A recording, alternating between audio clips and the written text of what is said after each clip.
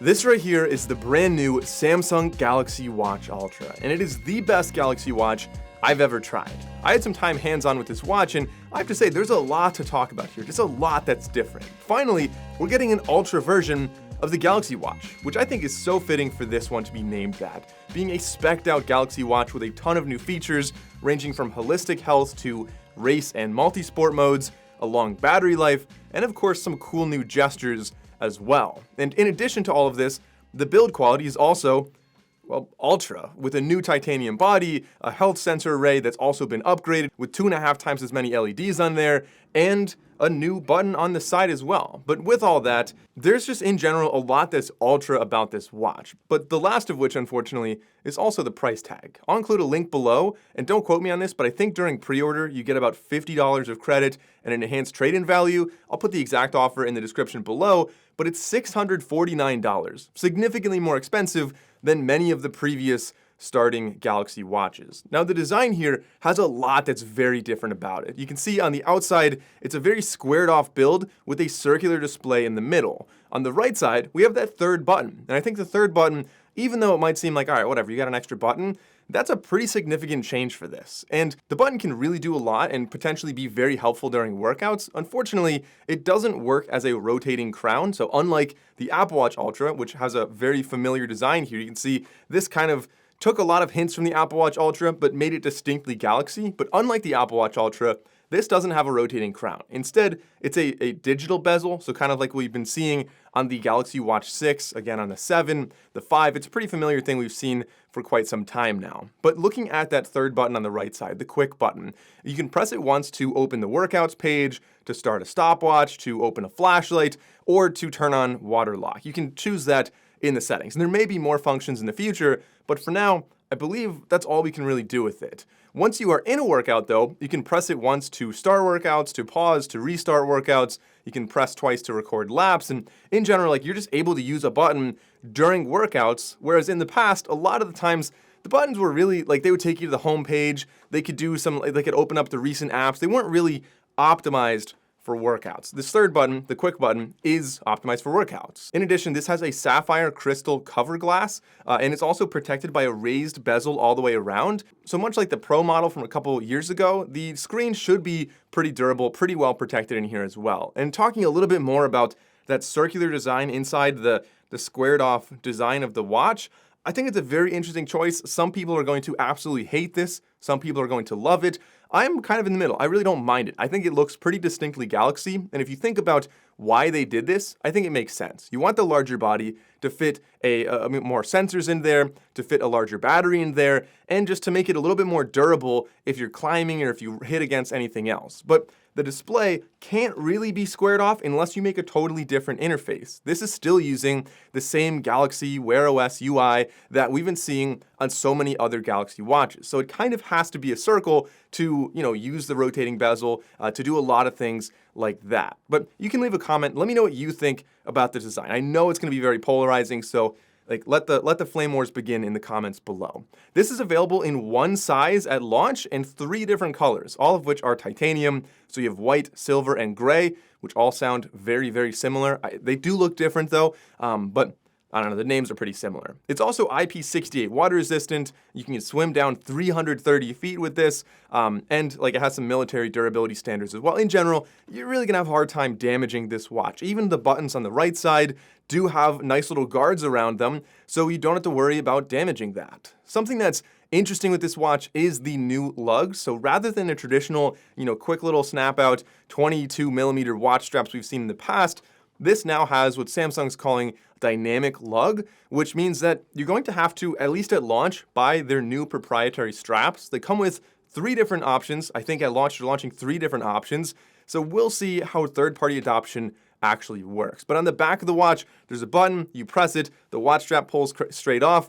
Honestly, it is a pretty nice design. Like, the watch strap doesn't have weird flex, so it kind of sits on your wrist very nicely.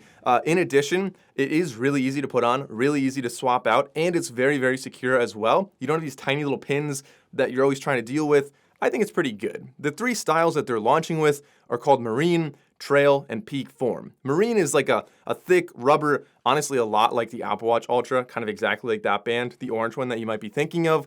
It's, I would say, pretty comfortable. I would imagine it's a little heavy for sleeping. I probably wouldn't want to sleep with that. And for me, it was kind of pressing some pressure points on there, but it's still, a pretty nice one for like water sports and things like that. The second one, being trail, is a little bit more breathable, a little more lightweight. That's the one that I would really want. I think it's going to be very comfortable for sleeping. I think it's going to be pretty ideal in a lot of situations. And then Peak Form looks like a kind of a silicone strap with some like woven, probably nylon fabric exterior. It's probably a little bit more fashionable, still functional as well, but probably more like an athleisure style of strap maybe. Now, as far as tracking goes, we have a lot that's different about this, a lot that's improved as well. So obviously being the Ultra, this is meant to track workouts and kind of go to the next level. Maybe you're training for a triathlon, maybe you're doing a half Ironman. This thing should be able to keep up with a lot of that. So it has dual band GPS, which for those who don't know means that your GPS is going to be significantly more accurate, especially if you're in places with like high mountains around or tall buildings. It's just going to have a much better signal and record much, much more accurately. Now, I will be making full comparisons between this and the Apple Watch Ultra and the Garmin Epix. If you want to see those, definitely be sure to get subscribed. I'm so excited to really dive into the accuracy and the analytics and just the features and compare those three devices. Once I have all three of them in the studio, like side by side, I can really get into those tests. Now, other than just GPS, this also has better heart rate tracking now, thanks to a new sensor array on the back. We'll talk about that in a second, but it has, just talking about the basics, pretty much everything we're used to: temperature, body composition, ECG, heart rate, blood oxygen, accelerometer, like all the normal sensors you would expect. But Samsung is kind of using those sensors in a slightly different way now. They're kind of adding their own element on there, their own AI that is supposed to make it more digestible for more users out there. So you still have the nitty-gritty details if you really want to dig into them on the app, but they're boiling it down to an energy score and wellness tips. It's kind of what we're seeing probably on the Ring as well, and is kind of across the board going to be kind of a theme this year with these, which, by the way, at the same time I'm launching this video, I will also be launching a video about the Galaxy Ring and about the Galaxy Watch 7. So I'll link all of those in the description below, as well as like maybe a card up here. Definitely check out those videos next to see what's actually different specifically with the Galaxy Ring. Now, the energy score is going to be based on your sleep, your heart rate, and your activity levels, according to Samsung. And they can also give you wellness tips, in essence, kind of just giving you personal advice based on your activity level. My kind of interpretation of this is that it's a lot like Garmin's Body Battery, where they basically say, hey, like you've been working out a lot, you didn't sleep well, you have a lower energy score today. Maybe take it a little easier on your training so you don't get injured, you don't overdo it. Or it could say, hey, you're pretty well rested, you had a pretty light workout yesterday, your heart rate was pretty low, you can push yourself a little further today. So for training, for myself personally, I find that very useful if it's accurate, and I'm excited to try that long term and see how well that actually works. Samsung's really focusing a lot on sleep here as well, with what they consider to be a more advanced AI algorithm for sleep analysis, not necessarily changing a lot about their sleep tracking, even though we do have potentially a better sensor here. They're kind of, again, making it more digestible for the end user, still using the sleep animals. We have sleep coaching and, of course, sleep apnea detection as well, which, by the way, like they said this, and I did not realize how prevalent sleep apnea actually is. Apparently, 1 in 4 men and 1 in 10 women have sleep apnea. I had no idea. I mean, I know people who have it, kind of a bunch of people, but that's far more common than I expected. Talking a little bit more about that sensor on the back of the watch for your heart rate, for your blood oxygen, stuff like that. In the past, we had 4 LEDs on the Watch 6. Now we're getting 13 LEDs in kind of like a T shape or a plus shape. So this should be, as they claim to be, significantly more accurate for indoor and outdoor cycling, as well as strength training. Both of those tend to be very difficult for optical heart rate sensors to really track. So again, I will be getting into an accuracy test with this once I have it in the studio and can compare it for a pretty long amount of time. And the last kind of touch on the heart rate aspect is they do also have personalized heart rate zones. You can kind of customize these. And if you want to train in like zone 2, for example, this can absolutely help you do that. So that's tracking, but kind of adjacent to tracking, which is what I am most excited about with this watch, are the new workout modes. I don't mean like, paddleboarding and different kinds of workouts. I mean completely new things that we just couldn't do before. So one of them being race mode. So if you are running the same route frequently, it'll say, hey, you run this route a lot. Do you want to race yourself essentially? So you can run the same maybe 3-mile loop. If you're running like a little 5K loop, then you could run it, and maybe the next time you run it, the third time you run it, it'll compare how you're running and show you like, hey, you're running faster than before. You can kind of race yourself and track your own progress, your pace and stuff like that. I think it's really cool, and I think a lot of people who run the same route, which let's be honest, most of us do run pretty similar routes around our house or biking, stuff like that, it's going to be pretty useful in my opinion. Additionally, multi-sport mode is absolutely huge. I have a friend who just did a half Ironman. He had a regular Apple Watch, I think it was an Apple Watch SE, and he just couldn't track the entire thing. One, because for some reason, maybe he didn't have the update. His did not have a multi-sport mode. And two, the battery just wouldn't last long enough. And the older Galaxy Watches, the same could be said. Like, you couldn't use a Galaxy Watch 6 to reliably track a full triathlon, a half Ironman or something like that. But this, you can. And you can actually track different multi-sport activities as well. You can choose what sports you want. You can have 2 sports, 3 sports. And I find, like, this thing I think is really going to be quite impressive. Being able to track a workout, then you can end the first one and it'll track how, like, your transition time to get on the bike. Then you can start that. You can track your cycling. It tells you the total time, the bike time. Like, I think this is just going to be such a cool device if you are doing those triathlons and stuff like that. And speaking of biking, there's also FTP, which is essentially your maximum cycling sustained power. You can measure it in, I think, like 10 minutes or less. So kind of cool, you can have this. And it also, of course, connects with like power meters and stuff like that. And kind of the last little thing that I noticed just firsthand looking at this before really doing a lot of in-depth testing is a lot of the workouts, the workout tracking, when you go to start a workout, one of my biggest complaints with the previous Galaxy Watches was that you would have to go into settings and select manual mode versus countdown start. So if you wanted to run and you started, it wouldn't wait to lock into GPS. It would just count down 3, 2, 1, start running, and you might not have GPS for the first couple minutes of running. But now, rather than having to go into settings, every workout is really well selected. So walks do a 3, 2, 1 countdown. Running, it'll go to a manual start and it'll say, GPS like connecting and then GPS locked in, and then you can start. So I think that's pretty nice to not have to go into settings. It feels very well thought out. But let's say you're gonna use this watch not just for working out, other parts of your life. It's not just about health and fitness tracking. There's also some really cool gestures we added on here as well. So double pinch gesture, you can do a lot of stuff with that. That's kind of familiar, what we've been seeing on some other smartwatches as well. And of course we have fall detection, we have knock knock. So you can just like flex your wrist down like that twice, and that can also do some stuff as well. You can customize this in your settings. They have an emergency siren added on here, so up to 85 decibels.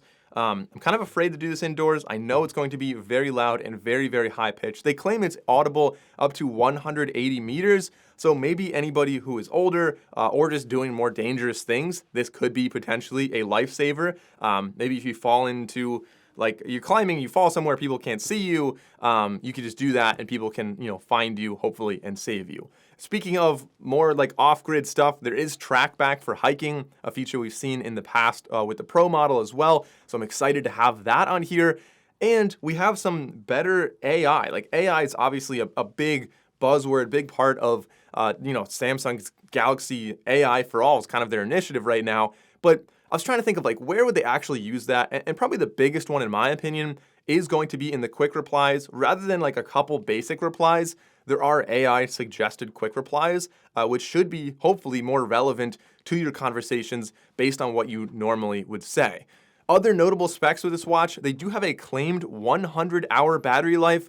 So you're looking at, I guess that's probably about 4-ish days, a little more than 4 days. That is in power saving mode. If you are in what they're calling exercise power saving mode, you're getting 48 hours, which if you charge it and start in the morning, that would actually be about 3 days of use, and then you have to charge it on that third day there. This also has a newer 3nm processor, but that's kind of the summary of the specs on here. I do have a couple concerns with this watch. I really want to test it out to see, first of all, what is the battery life like without power saving mode? Because power saving mode's great, but if you're spending this much money on a watch and it's such a capable watch, I would hate to limit it just to get a longer battery life. I want to see how it performs with always on display on and really using it like a normal everyday watch. And considering how competitive this space is right now, the OnePlus Watch 2 is giving you a 100-hour battery life, without limiting nearly as much as this would be limiting, while also costing significantly less. So from a battery life standpoint, I think that is a little bit of a concern here. The second concern, like I just said, is going to be the price. This is very expensive, but it kind of depends on the lens through which you're looking at this. Compared to other everyday smartwatches, yes, it is expensive. Compared to other Ultra watches, you're looking at the Garmin Epix, that's like $1,000, $1,100. You're looking at the Apple Watch Ultra. It's not particularly expensive. I think it's pretty fairly priced in that realm. The question is going to be, what are you using it for? And is it actually going to compete with those other Ultra watches, which, as I said, I will be making a video really diving into a comparison there. Another concern I have is the need for all the new bands. I have a lot of watch straps that I've gotten from just a bunch of different watches over the years. They fit on each one. It's kind of nice to swap them out whenever you want a new style. But this new style here, I think, starting off, we really only have them from Samsung. It's going to be a little while till we see third-party adoption, and who knows how many other straps we're even going to see. That is definitely a concern I have. Now, the last two concerns, one, you don't have a physical rotating bezel or crown. I think that's just such a useful feature that seems a little overlooked here. The rotating bezel, the digital bezel rather, is functional, it's great and all, but if your hands are wet, if you're working out or something, you just don't get that feature that you would have if you had a rotating crown or rotating bezel. And lastly, I think the buttons on here, hopefully we do have some more features available in the future. Only 4 options for the quick button when you're on the home screen and no options for like double pressing. I think that's a little bit strange, and I hope to see an update in the future where we can really make more use out of that quick button on the side. But like I said, if you want to order this watch, I actually have links down below. They're affiliate links, so you could help the channel out at no cost to you by going through that link, and in fact, hopefully a benefit to you actually getting an enhanced trade-in credit.